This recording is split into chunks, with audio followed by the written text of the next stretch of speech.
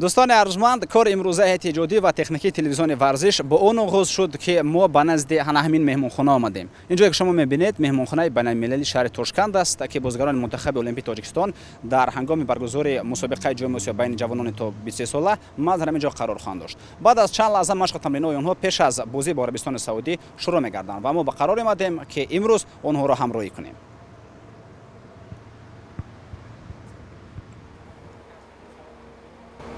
منتخب المپیک تاجیکستان آمادگی خود را به بازی یکم جام آسیا ادامه می‌دهد.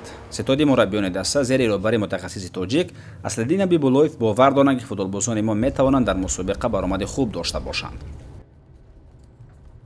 یکی از پرابلم‌های اساسی چیزی که متخصصان فوتبال مخلصان می‌دونن امروز در هیئت دسته المپیک ما نبودن این بازیگرانی که جلب شدن در هیئت دسته منتخب ملی تاجیکستان که آمادگی را در اشتراک با جام نهایی فوتبال آسیا دیده ایستادند. دسته های رقیب کمی تیزترن، کمی چخونتر است. ممکن که یگان ثانیه هم پیشتر از ما فکر کنن.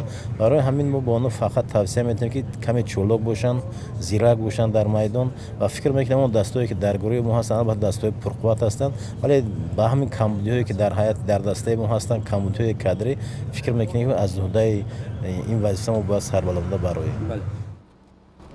فوتبالبازان جوان کشور تمرین‌های امروزه را در میدان دوم ورزشگاه بنیادکار دایر کردند. مشق‌های جسمانی چون عادت از گرم کردن بدن آغاز شدند.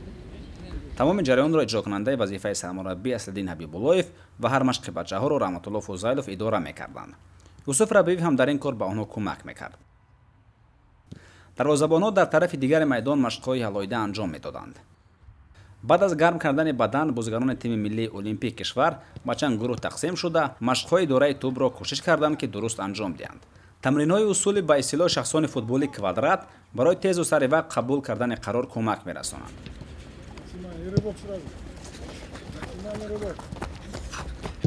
پس آن فوتبالبازان جوان مملکت تمرین‌های دیگر را برای سرعت افزایی انجام دادند. در آخر مشق‌های امروزه بچه‌ها به دو گروه تقسیم شده بین خود در فضای تنگ بازی تیز سرعت را برگزار کردند. چون این مشق‌ها برای از حالت‌های مشکل برآمدن در منطقه تنگ به هنگام بازی‌ها کمک می‌رسانند. اصلدین حبیب‌اللهیف هم این را نظارت می‌کرد و با برخی از بازیگران صحبت علایده هم انجام داد.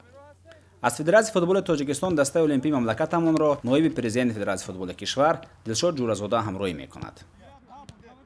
فقط یک چیز از گروه برآمدن، یعنی که با دسته‌های پرقوت آسیا بازی کردن ممکن است و هست شبهه است مثلا از جهت تکنیکی و اما همین به زبان روسی سماعت چیزی که دسته ما دارد بسیار دسته ندارم و امیدوار هستم که نه فقط شخصا ما همه مخلصان باوری دارم، چون که فوتبال درباره باوری است. این یک چیزی است که یک فلسفه باوری چیزی که محترم جناب گفتن 10 میلیون تاجیک مخلصی میکنند و باوری دارن. این را باید فراموش نکنم، مثل یک قوه یگانه باید باشن و من یک چیزی ضرور برای بچه‌ها قید کردم که ما هم میدونیم که سرمربی اساسیش بیمار هستند و اینو باید توفیق کنن.